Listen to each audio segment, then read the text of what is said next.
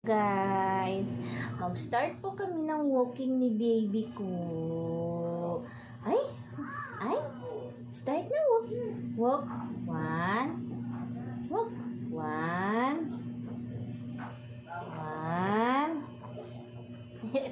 Tamad. One. Straight. Hi. Oh, Diyos. Hi. Nya. Hi. Ano mo? Ha? Start na, walk.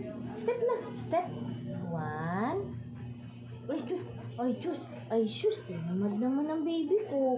One. Yun po. Two. Three. Come on. 4, 5, 6, 7. Start na. Practice na, practice. Exercise. Exercise na po. Ay, Diyos. Opo. Start na ikaw mag-walk. Ay, Diyos. Ay, Diyos. Ay, nanggigigil naman yan. Ang gigil, ang gigil. Ang gigil. Oh, Diyos. Oh, Diyos. Siyang ikaw? Is true? Start na tayo. One. Two. Nagigigil. 2, 3, 4, 5, 6, 7. Ay, pagod. Ay, pagod naman talaga. Ayaw naman na magpahawak. Ha? Hi! Ang galing-galing naman tumayo na yan, Tari na. 1, 2, 3, 4, 5. Wow! Galing-galing ng baby ko. Po kami ng paa.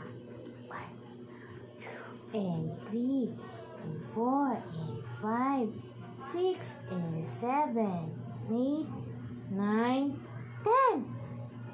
1, 2, 3, 4, 6, 7, 8, 9, 10.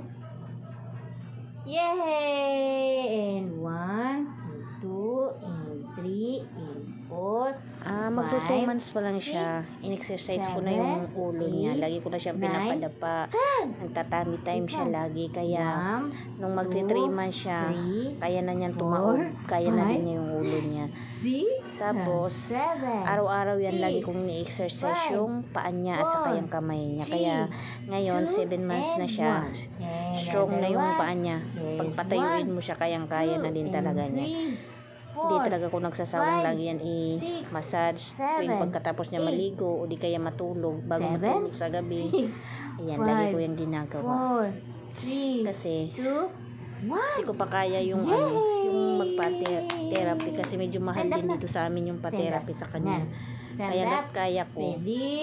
Ako naman ang magte-therapy sa kanya. 3, 4, 5, 6, 7, 8. Lagi ko din yan siya kinakausap. Ano na siya ngayon, marunong na siya makipag eye to eye contact sa amin pag kinakausap siya. Pero may time na yung pag tinatawag siya, hindi siya lumilingon o hindi siya nakikipag basta hindi siya yung pag tinatawag lilingon, ganyan. Pero pag kaharap ka niya, ayan, magre-response naman siya. Late nga po talaga sila daw, sabi ng doc niya. Late sila sa mga ganun. Patience lang po talaga sa mga nanay na turuan sila. 4 and 5 and 6 and 7 and 8, 7. Sa mga mami dyan na katulad ko may Down syndrome din yung mga baby nyo, huwag po kayong magsawa na gabayan sila, turuan sila kasi tayo lang po yung kailangan nila. Wala naman pong ibang pagtsatsaga sa kanila kundi tayo lang. Sa atin po sila nakaasa. Sa atin lang po sila Antok nakadepende naman kung yan. paano sila lalaki. Ano? Huh?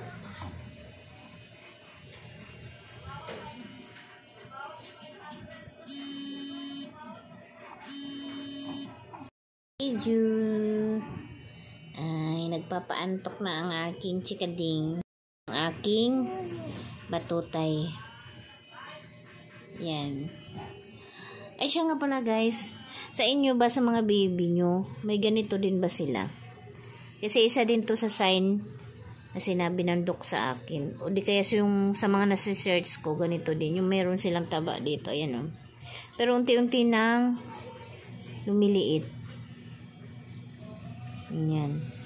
Yes, isa din pala to sa sign niya. Ayan. Yung mahabang guhit na to. Magkabilaan po yan siya, may ganyan. Tapos ito pala, sa tenga niya, tupi yung dyan. Magkabilaan po yung tenga niya na gano, tupi. Dito din sa kabila. Tupi yung dulo ito. Tsaka yung dito pala, ito. Medyo may may agwat dito. Sa daliri niya sa paa. Ayan. Mahilig mo talaga yan dumapa. Ang hilig-hilig mo talaga yan dumapa ng aking baby eh. Ang hilig-hilig naman ng dumapa. Ayan. Ayan. Ay. Saka isa din pala to sa sign niya. Yung dito. Medyo malayo yung pagitan ng aking baby. Naman na niya. Naman na. Naglalaro na po ngayon ang baby ko, guys. Ganito lang po ang araw namin. Lagi ko po siyang ini-exercise, tumayo, maglakad, hakbang, para tumibay yung mga buto-buto niya. Ngayon, ganyan, kayang-kaya na niya yan. Pabagkit na yung baby ko,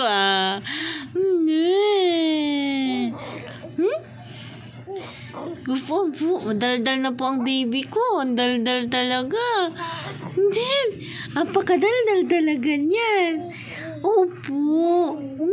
Opo. Apakadaldal po talaga. Yung mga baby nyo guys, ganito din ba dumapa? Ang hilig-hilig niya talagang gawin yan. Parang akala mo lilipad. Yan. Tapos yung mata niya, itong kabila, lagi yung nagluluha. Bukod sa singkit, minsan na medyo siya, banlag. Ganun yung kabila niyang mata. Yung kabila lang. Ay, Diyos. Ay, naman yan. Thanks for watching, guys. Hope you like it. Please subscribe po sa mga hindi pa po nakapag-subscribe. Hi, bye-bye na. Bye-bye. Hanggang dito na lang po. Thanks for watching, guys.